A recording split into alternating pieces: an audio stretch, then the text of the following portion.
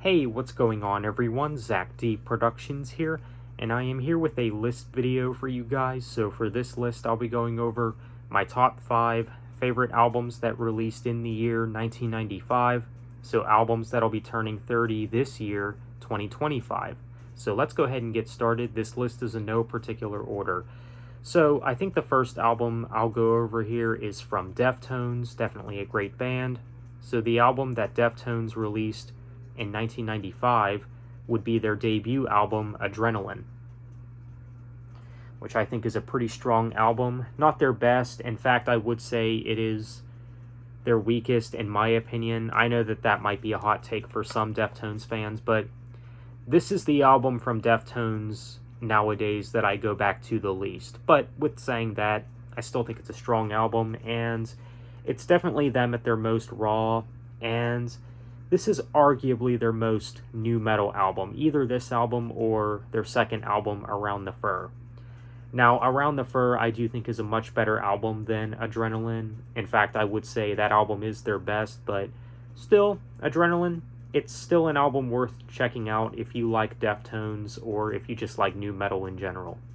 But there's some good stuff on this album. You got Bored, Minus Blindfold, you have Root, 7 Words, and Engine Number 9. Very good stuff for sure. So if you haven't heard this one already, I'd say give it a listen. Even though it is arguably Deftones' weakest album, at least in my opinion, it is their weakest, it's still worth checking out. Deftones has no bad albums. Okay, so the next album on my list is from Alice in Chains. And so the album that Alice in Chains released in 1995 would be the last Alice in Chains album with Lane Staley on vocals, may he rest in peace. And that would be their album Tripod, also known as their self-titled. Pretty good album, I would say. Not their best by any means, and I would say that this is the weakest of the Lane Staley stuff, but even in saying that, still a pretty good album. There's some pretty good stuff on this album, such as Sludge Factory, Heaven Beside You, and Frogs. If you don't check out anything from this album, at least check out those songs. Those are pretty good songs from this album. And as far as what they were going for with this album in particular, it's definitely darker, moodier, and just overall very different compared to what Alice in Chains has done before. But even in saying that, still a pretty good album, still worthy of being on this list, I would say. So the next album I have on my list is from Van Halen. Of course, one of the most essential rock bands, I would say. I mean, if you call yourself a rock music fan, Van Halen is a must, honestly. But the album that Van Halen released in 1995 is their underrated album, Balance.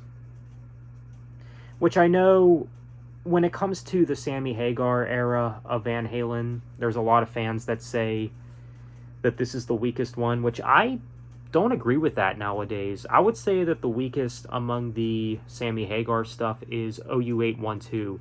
But even in saying that, I still do like that album. I don't think that there has been a bad Van Halen album in the Sammy Hagar era.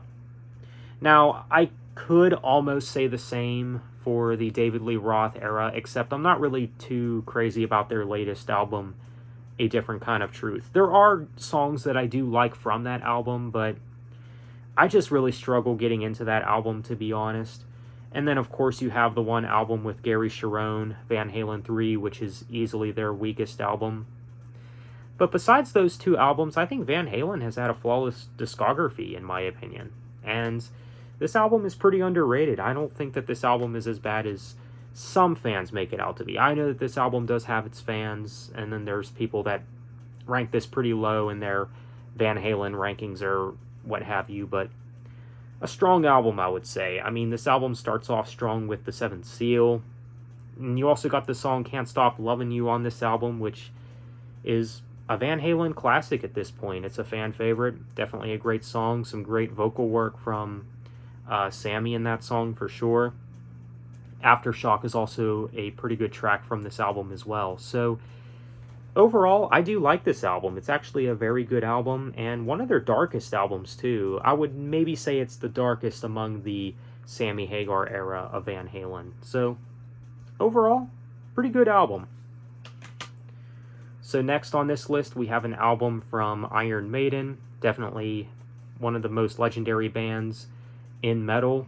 And so the album that Iron Maiden released in 1995 is the first album with Blaze Bayley on vocals, The X Factor, which is definitely the better of the two albums Iron Maiden did with Blaze Bayley. Virtual 11 I still think is their weakest, but you know what? When it comes to The X Factor, I find this album pretty underrated. I know it ranks pretty low for some Iron Maiden fans when they rank their albums, but I actually really dig this album. I think it's a pretty strong album. It's maybe their darkest album too, and there's some very good songs on this album. I mean, you got Sign of the Cross on here, which is maybe one of my favorite Iron Maiden songs. I really do dig that song. It's a great way to open up the album. And you also have Lord of the Flies on here. And you also have Look for the Truth, Judgment of Heaven, and of course The Edge of Darkness. There's some very good stuff on this album.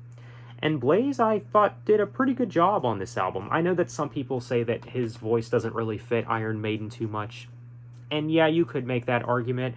I thought he did a fine job on The X Factor. Pretty good album, and again, I'd say it's underrated. One of Iron Maiden's most underrated albums, I would say. Alright, so the fifth and final album for my list when it comes to 1995 albums. When it comes to this band, this is definitely one of this band's best, I would say. So, this album is from the band Fear Factory, definitely a legendary industrial metal band. So of course, the album that Fear Factory released in 1995 is Demanufacture, which is definitely a classic and definitely one of Fear Factory's best. Anymore, this album and Obsolete do fight for being my favorite Fear Factory album. I think both albums have some of their best work. That goes without saying. But when it comes to this album, you got the title track, which is a great way to open up this album. Self-Bias, Resistor, I dig that song too. I think it has one of the best choruses on this album. Great vocals from Burton C. Bell. Zero Signals, also good. You got Replica. Replica is maybe one of the best Fear Factory tracks. And then, of course, you got HK Hunter Killer on here as well. Some very good stuff on this album. Very heavy stuff, too. So, definitely an album worth checking out if you just like heavy music and if you like industrial metal. I mean, when it comes to the world of industrial metal, this album is an essential for sure. Just a fantastic album. So, Demanufacture by Fear Factory had to make this list. Great album. So that is a list of my top 5 favorite albums from 1995. Let me know what you think down in the comments. What are your favorite albums that released in 1995? Feel free to let me know. So with that said, thank you for watching, take care, and have a good one.